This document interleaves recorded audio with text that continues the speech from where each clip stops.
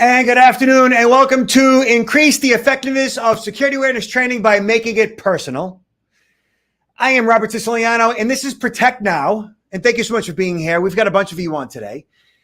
So some of you are security awareness managers. Your job is to make sure that your employees, coworkers, company officers, all those that you are responsible for in some way are up to speed, up to par in regards to all things security awareness. Links they click, how they react to requests over the phone, via text messages, somebody knocking on the door, how they react when a bad guy, social engineer, tries to convince them to cough up personal information, passwords, whatever the case might be, give them access. Okay. And for you, it's like herding cats, right? It's very difficult to corral them, to get them all on the same page, to get them all to agree as to how things should be. And really what you want them to do is to know what you know, to look at the world in regards to security the way you see it. Okay. To understand and recognize risk and manage risk effectively. Okay. You might be a CIO, CTO, CISO, and really you just want everybody to effectively manage passwords, not click links. They shouldn't be clicking links, not bypass the security you have in place. And so many of you engage in check the box compliance training. Check the box compliance training is phishing simulation training. And while phishing simulation training is necessary and it is effective when it comes to preventing phishing in most cases, there's still a lot of your employees that are clicking those links. There's still a lot of your employees that bypass the security protocols you have, and you can't always control them when they're on their own devices at home, accessing the company network via a VPN, and so on. So ideally, what you want them to do is to get it.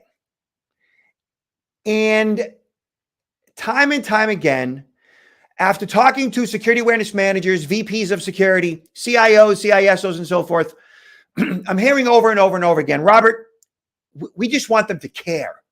We just want them to care. That's it. Make them care. And you know what? It's not that difficult to do.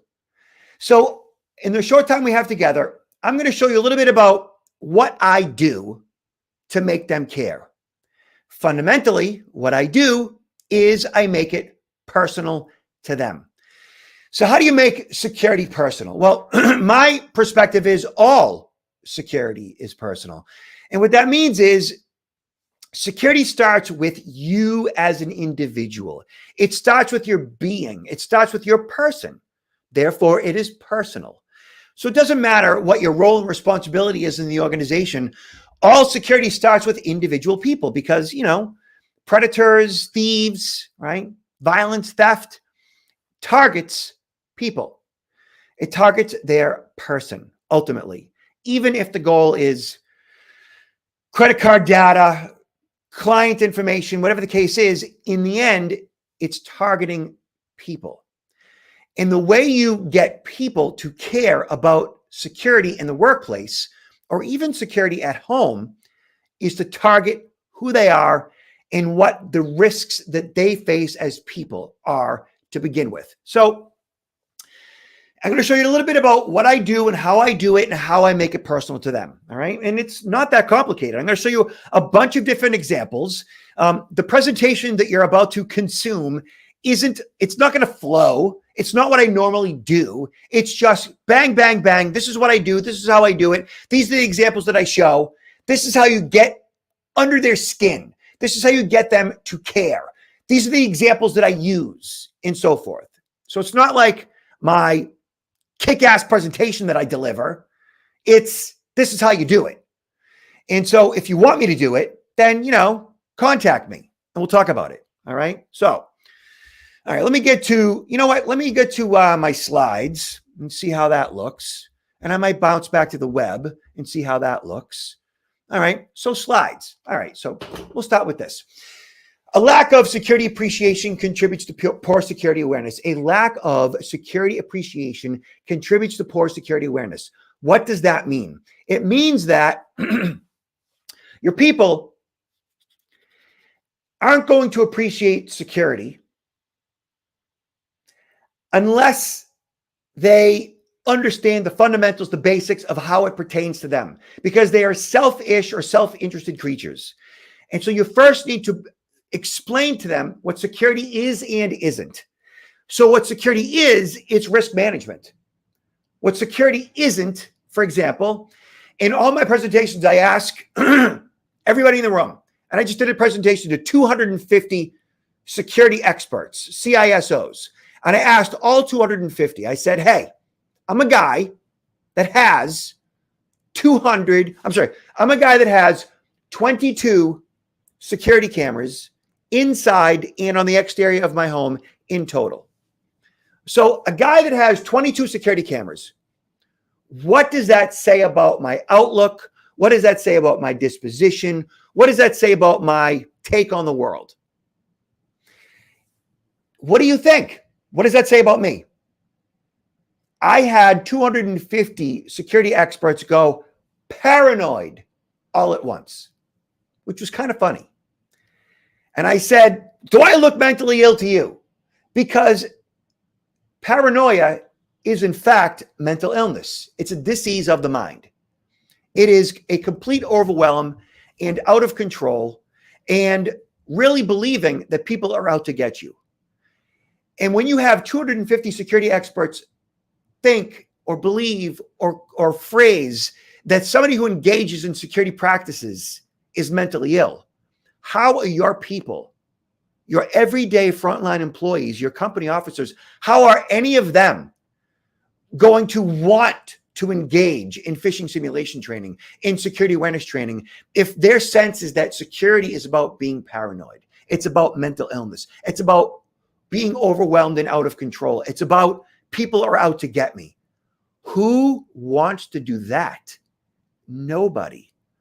And so it's important to dispel the societal and cultural myths that revolve around security first and foremost.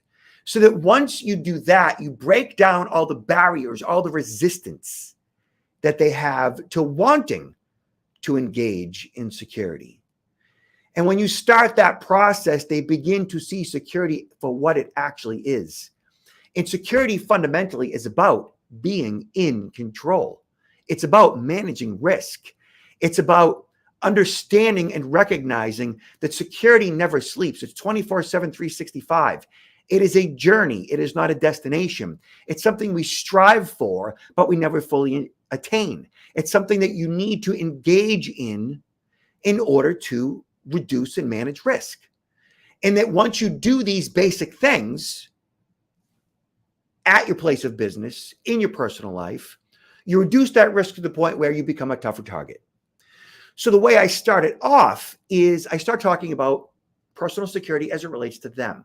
So I asked them, how many of you have a home security system? And generally it's about 20% of the room. And I tell them, did you know that every year there's about 1.5 to 2 million homes that are burglarized in the US every year? Every year. That's between 15 and 20 million homes will be burglarized in the next decade. And so I asked them, why have you not invested in a home security system if in the next 10 years, 20 million homes could potentially be burglarized? And they start to raise their hand and they say, well, you know, I don't want to live like that. Or my husband says, why bother? If they're going to break in, they're going to break in. Or, you know, I have insurance for that. So now I start to point out their fatalistic attitudes and how, why would you just make it easy for the bad guy? Why would you have that fatalistic attitude and just rely on insurance? Like, don't you know what happens once a home is burglarized?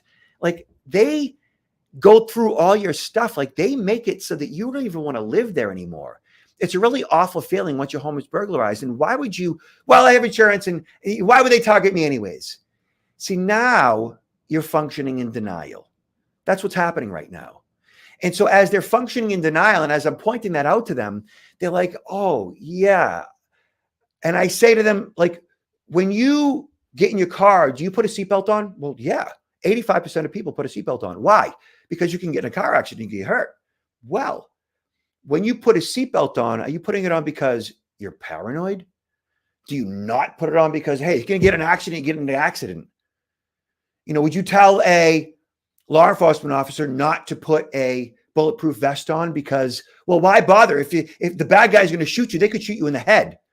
Well, wouldn't you want to reduce risk by putting that bulletproof vest on to cover your vitals at least? Like, do what's necessary, like put layers of protection in place. Like, I point out all these basics, these fundamentals, these ways in which you manage and reduce risk. Like, why wouldn't you lock your doors? Why wouldn't you install that home security system? Why wouldn't you have the beware of dog sign? Why wouldn't you have a bulletproof vest on if you're a law enforcement officer? Like, it's all these different things. Why wouldn't you put a seatbelt on? Like, why would you not do these basic things? And they say, well, I don't want to live like that. I don't want to be paranoid. Well, that's not what security is. It's not about being paranoid.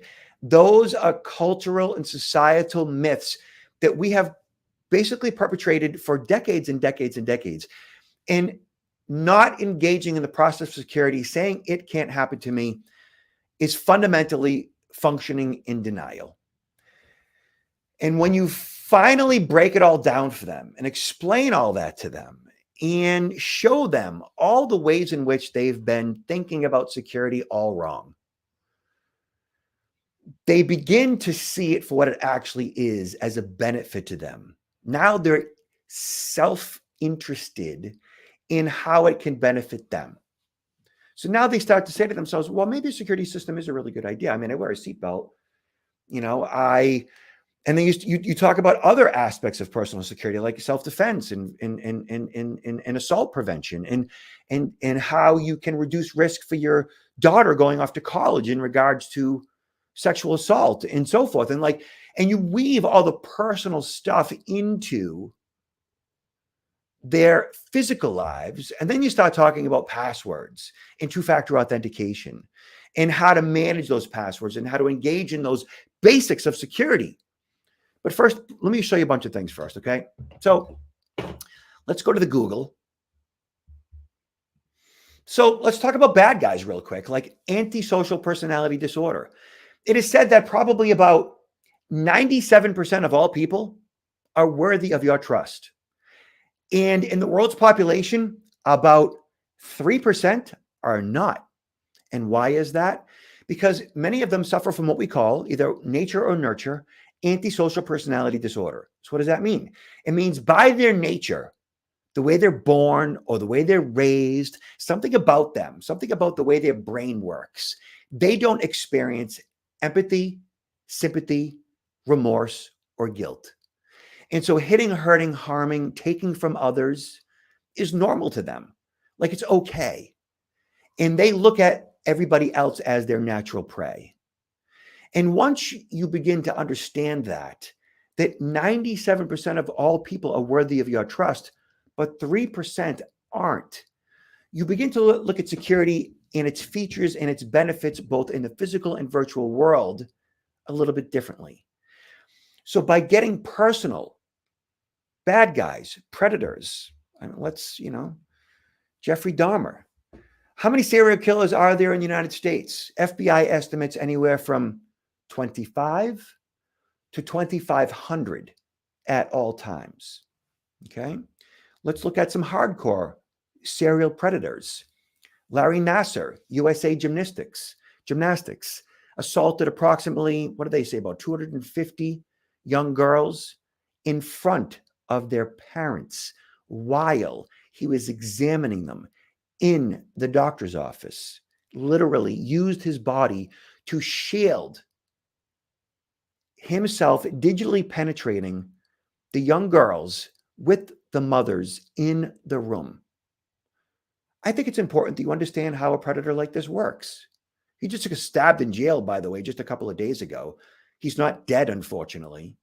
The fact of the matter is like, understanding risk means knowing it can happen to anyone at any time, anywhere, and understanding the modus operandi of the perpetrator, of the predator, I think is really important. And most people, when they say it can't happen to me, well, why not? What makes you so special? Now, I don't get hardcore into sexual predators in my presentations. I don't do that. It's not necessary. I just touch base on it, Like, look at this. Boy Scouts of America sex abuse cases. 2.3 million youth members, approximately, what? Can't see. Over 92,000 sexual abuse claims. Hello. Like, this is serious stuff. Catholic Church sexual abuse case. How many? I mean, it was like 4,000 or more. Like, it's just nuts. Sex offender registry in the United States. How many sex offenders in the US? Over almost 900,000 sex offenders registered. So like, this is like personal. Okay. Then you get into the finances stuff, right? Here is one website of many where you can buy credit card numbers. You can buy Western Union accounts. You can buy really anything. You could buy passwords, skimming devices. I mean, you could get anything here. All their sensitive personal information. Fake IDs, Google it. I mean, you could buy fake IDs online. It doesn't get more personal than your identity. And then your passwords, talking about passwords and password managers. You do a quick search on passwords. Most people's passwords are password 1, 1, 2, 3, 4, 5, 6. Like, it's kind of ridiculous. So when you show them that, they begin to understand, yeah, I got some work to do. And then two-factor authentication. What are they doing or are they not doing in regards to two-factor authentication? How vulnerable are their accounts? And I show them all the various passcodes that are in fact available online in the dark web. And then identity. Let's talk about their credit. Their credit is their social security number on their credit report, and how accessible is it? Do you have a credit freeze? Most of the presentations that I do, even CIOs, CTOs, CISOs, the top echelon of security professionals don't even have a credit freeze themselves. What is a credit freeze? If you even have to ask the question and you're a security awareness manager, why don't you have a credit freeze? It's the first thing that you do to tighten up and secure your credit, your identity from new account fraud. Not doing this, if your frontline employees don't have a credit freeze, how are they even going to care about protecting other people's identities? Is this beginning to make sense to you? Do you now have a lot of work to do? Is it a bit overwhelming? Yeah, it should be for most of you. I've given you 8 hours of presentation in 15 minutes. I don't show all of this in an hour and a half keynote. I touch on a few things and I fire hose them with certain things. And I just glean over other things just so they have like a little, aha, okay, now I understand why that matters to me first. And then from there, they begin to implement it in the workplace. Okay. So let's go back to the PowerPoint. Maybe get, all right. So 27 billion records exposed in the first half of 2020. More than 40 billion records exposed in 2021. So that's what, 70 billion records just in a year or two? Studies show that right now, it's about 150 billion records that are exposed in the past decade. 150 billion. Names, addresses, phone numbers, home phone numbers, mobile phone numbers, email addresses, passcodes, usernames, passcodes, credit card numbers, bank account numbers, you name it, street addresses. It's all out there. And I show them all that data, right? An astonishing 773 million records exposed in a monster data breach, including over 21 million unique passwords. So check this out right here. Index of combos. What is that right there? That is a screenshot of a website, dark web, where I downloaded 21 million unique credentials, usernames, mostly in the form of Gmail addresses, and passcodes of all these unsuspecting victims that have no idea that their information has been compromised. So I download all this data from the dark web, and I have it on the device in front of me. I'm not going to show you right now. If you want to see the data, hire me, because I'm going to show your audience. I show your attendees. I show your employees. I show your coworkers. I show them raw data from the dark web. Why? Because it's likely their information is included in there as well. I know that if I search mine is. My Gmail address is right in there. And old passcodes that I've used and some of the current passcodes that I've used are in there as well. Okay. And my account would be vulnerable if I wasn't using two-factor authentication. So I showed them this. Why? To show them just how vulnerable they are.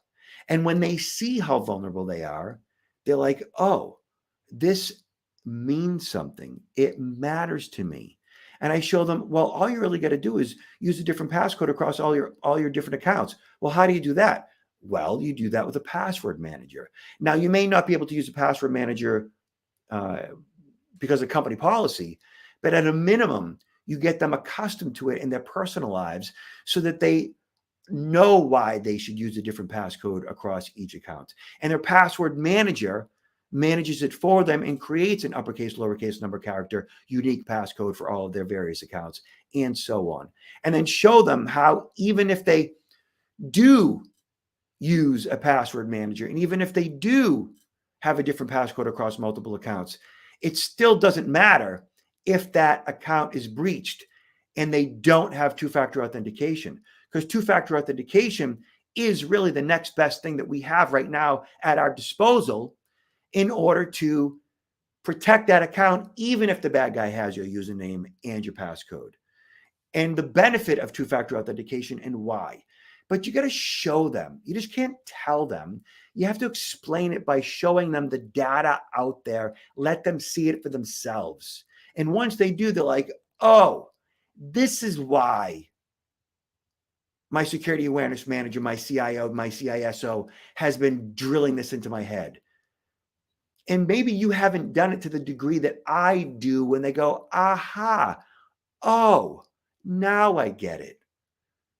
I can't tell you how many times someone has approached me at the end of my presentation after an event, and they've said to me, you know, my CISO, security awareness manager, said, we have to do this. It's required. And I didn't want to come. I didn't think I needed it. I thought I knew everything.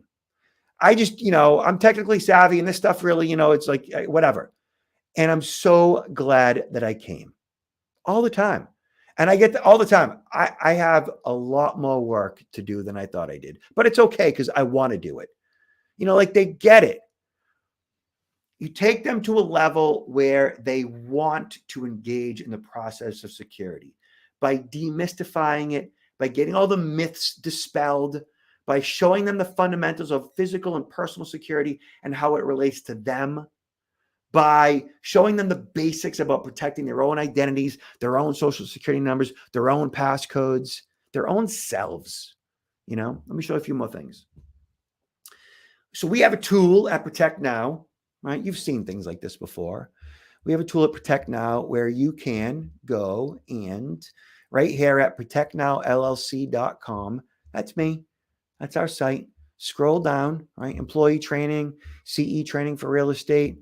This is what you signed up for today, right? Down here, cyber security awareness check. Check if your email has been breached. Check if your password has been breached. Email checker, right? So right here, you've seen a tool like this before. ROBERTSICILIANO at gmail.com, right? And we click search, and your email and possibly a password have been stolen in the following breaches. So you've seen this before, or maybe you haven't. So right here, it shows all the various places where my username in the form of an email address has been compromised, right? In July 2018, Apollo, 126 million email addresses and some passcodes, a Bitcoin forum, Bitly, Cafe Mom, all these that you don't see a logo, those are all data dumps. Cove, Daily Motion, Discus, Dropbox, Epic. What is this one? I for Fraud, Forbes, Photolog, GateHub, Gravatar, Last.fm, LinkedIn. Mine was part of 164 million email addresses as usernames that were compromised. I take them through that. I show them how that works. I run their own email address through here and show them how that works and all the different accounts that are compromised and what that means to them. And the fact that your passcode, because of the LinkedIn breach, is now in the hands of criminals. And so if you're using the same passcode for LinkedIn as you are for Gmail, they could be inside your Gmail right now and so on. Which is why you've got to use a password manager to facilitate a different passcode across multiple accounts and so on. Look, I have talked to the highest of the highest, the top of the top, and you'd be astonished at the people that should be engaging in basic password management aren't. The most basic to the highest degree of security professional that aren't. They're just human. They're lazy. They're tired. They're overwhelmed. It's just the way it is. It doesn't make them bad. It just makes them not really engaged. And my job, your job, is to get them engaged. Okay. What else do I show them? Password manager, all the ways in which passwords are compromised. What time is it? Almost done. The Equifax breach, which affected their social security number. And I show them the credit freezes, right? I talk about new account fraud, which you protect yourself with a credit freeze. So even if they have your social, they can't open up a new account under your name.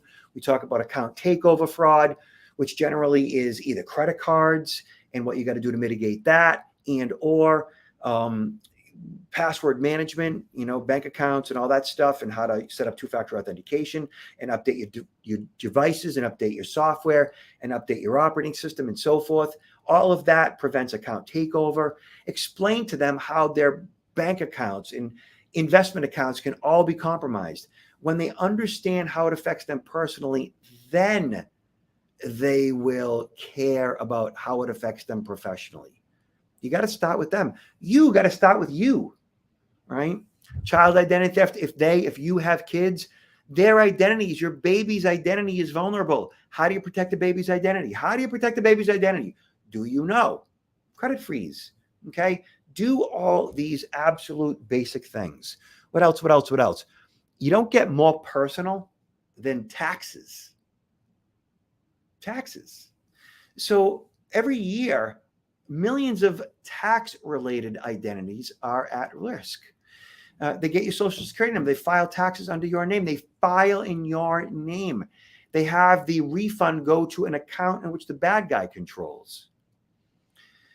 You show them all these basic fundamentals about how the bad guys are paying attention to them 24/7, 365 via their social media accounts, via their personal accounts, and so on.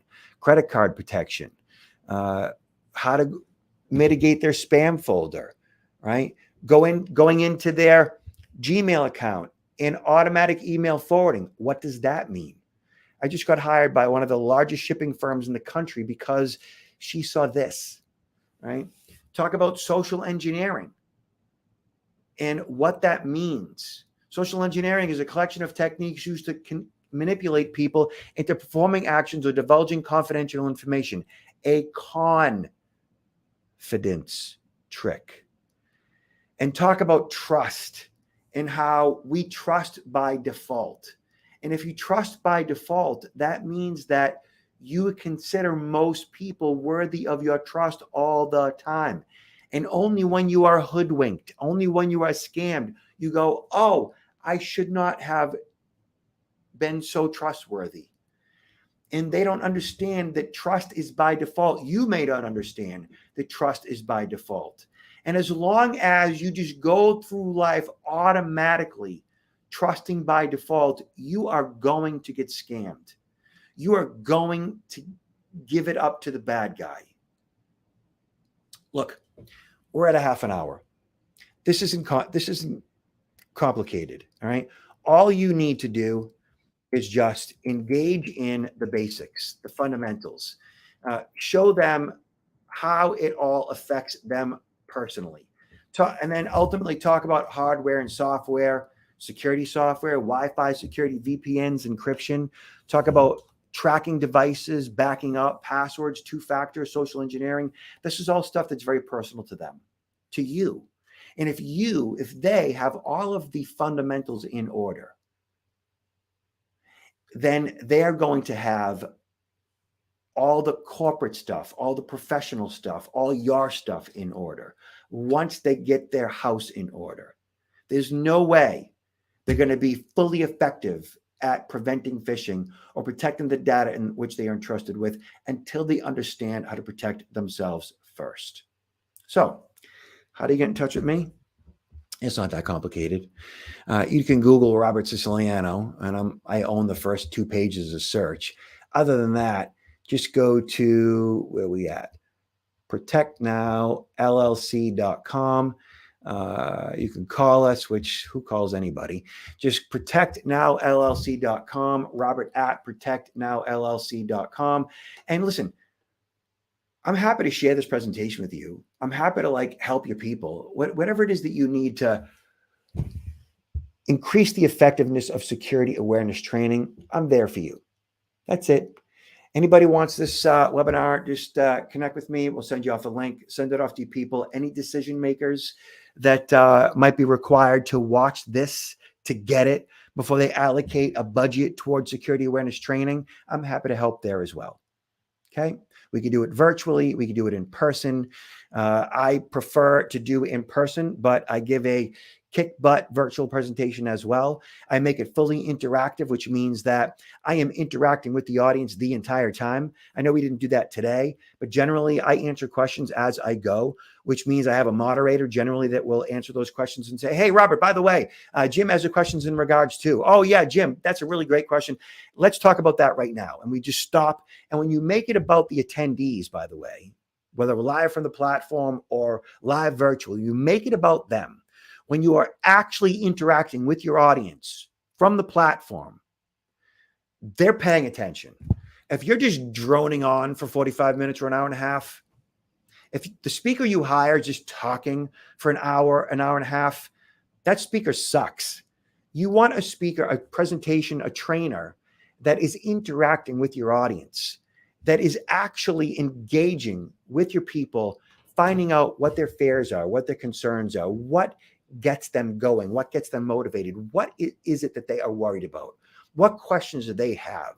And when you interact with them in such a way where you are addressing them, right, you're getting to their heart. The way you change minds is you affect their heart, right? And that's what we do. That's what I do. Okay, that's it. That's all I got for you. I got plenty more for you, but that's all I got for you for today. Any questions, comments, feedback, by all means, stay in touch. You know how to contact me. I'm outie. Talk to you soon. protectnowllc.com. Peace out.